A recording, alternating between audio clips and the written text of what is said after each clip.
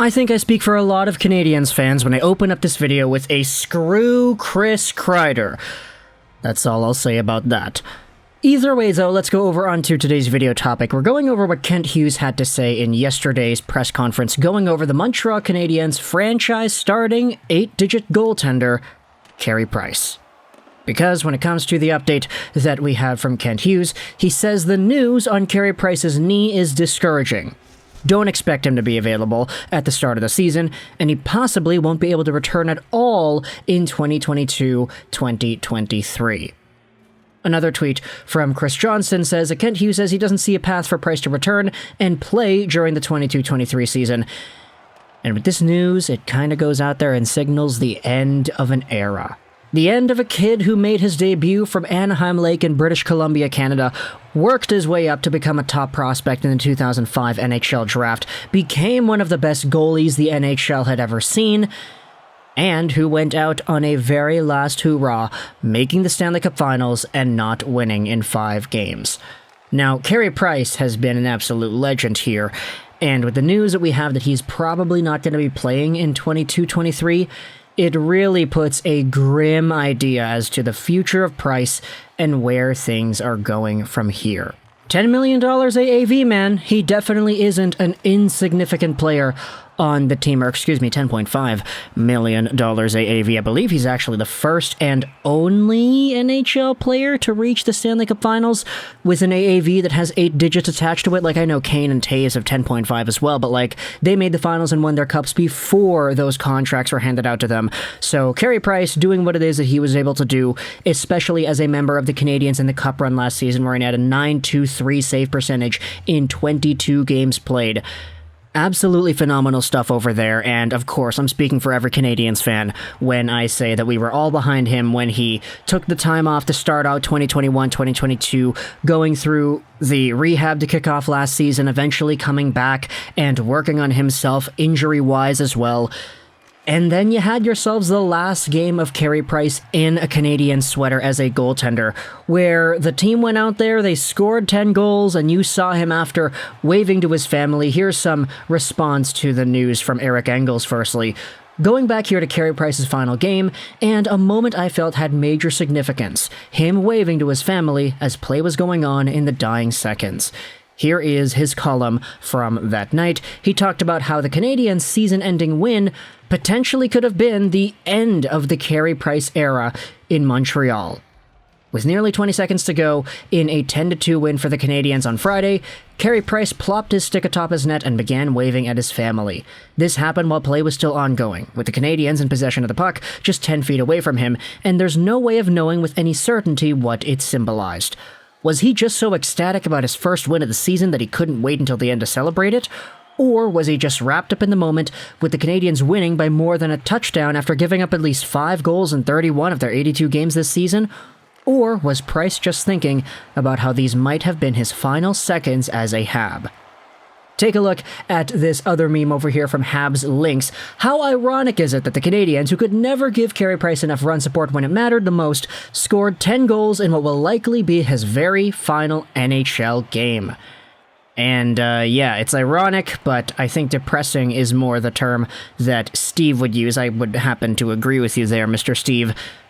But Montreal Canadiens fans, I think this might be the end of an era, and it's tough to go out there and try to encapsulate with words just how impactful this is. I'm going to be honest here, I personally was not the biggest Canadiens fan throughout the majority of Carey Price's dominance, because I think a lot of you know I am here in Vancouver. I do love the Canucks, they're my #1 team. I just really started getting on board with Habs stuff after we made a lot of videos about them, because I realized those videos would get views, and because we would make those videos and I would do more research, and as a result, more research turned into more fondness, and I just really started to like what the Canadiens had going on for them in general with all the prospects, etc. that they had.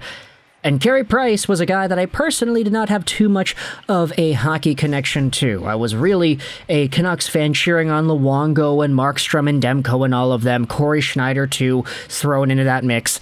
But throughout my entire time early on as a hockey fan, I still was able to acknowledge that, hey, this Carey Price dude is one of the best we have ever seen.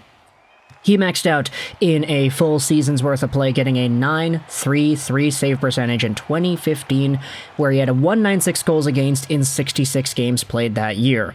That was the season where he won the Ted Lindsay and he won the Hart, which is absolutely crazy. Like, you don't ever see goaltenders go out there and win those trophies, but Carey Price was the guy to get it done because he was just so freaking good. Not to mention all the things that he did for Team Canada. He was the World Juniors stud in 06-07, posting up a .961 save percentage in 6 games. Then he made the Canadiens and eventually had himself an Olympic championship caliber goaltending performance, where in 5 games played for Team Canada in 2014, he had a .972 save percentage and a .59 goals against. Sure, he was playing on what was one of the best Canadian Olympic squads we've ever seen.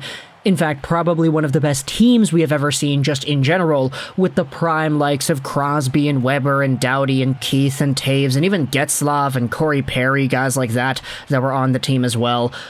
That was just such a good team, and Roberto Luongo, Carey Price, sure, they shared the load just a little bit. Luongo played a game, but Carey Price was the guy that went out there and pretty much put the team on his back whenever the team needed a save, which wasn't all too often, but he did it anyway. That next season, he had that incredible year. He also had a .920 in the playoffs that season, which was pretty good in 12 games played.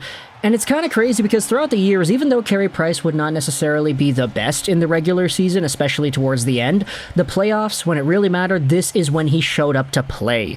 He had a .900 save percentage in 2017-18, a .918 in 2018-19. He had a .909 save percentage in 2019-20, but as the Canadiens made the bubble, they beat Pittsburgh, they took the Flyers to as many games as they did, and Carey Price had a .936 in the process, a .178 goals against, even though he had a 5-5-0 record. He wasn't even on a winning team, and he still went out there and had a .936. The season after that, of course, they went to the finals and he had a .924 save percentage after posting up a .901 save percentage in the regular season. And then this recent stint, you saw him get an .878 in 5 games played that he had. Now, the Canadiens did not show up well for Price in a lot of these games, but they did at the end, so nice to see them going out there and sending off Carey Price with a 10-goal performance. But all in all, we have ourselves what is an absolute legend here, a guy that I think is going to go in the Hall of Fame just because of the domination that he had throughout the NHL and his tenure here. Sure, he did not win a Stanley Cup, but he won pretty much everything else there is to win. Even as a goaltender, winning the Hart Trophy is no easy feat, and so Carey Price doing that, winning the Olympic Championship, winning the gold medal at the World Juniors as well, just being an absolute stud and dominating the league in the way that he was, it's going to be very difficult to try to stomach a Montreal Canadiens team that is not being backed up by Carey Jesus Price. So talk in the comments all your thoughts about Carey Price and the likelihood of him potentially retiring because he's not going to be playing in 22-23. Talk in the comments all your thoughts about his knee and the way Kent Hughes said that the news on Price's knee is discouraging.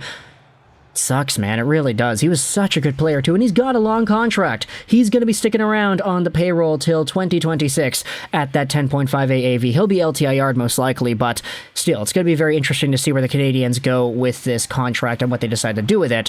But I hope you enjoyed this Swedish Rolls 99, and bye.